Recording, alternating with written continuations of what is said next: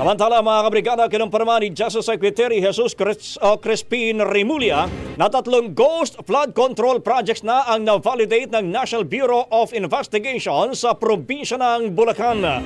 Sa isang press briefing, sinabi ni Remulla na ang naturang mga proyekto ay hindi na ituyo at hindi nakita ng NBI.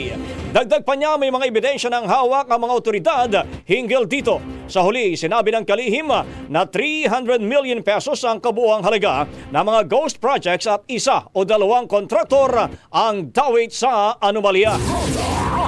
Ang bahaging ito ay hatid sa atin ng Maxan Mangosteen Santon Coffee. Max Healthy, Max Sarap.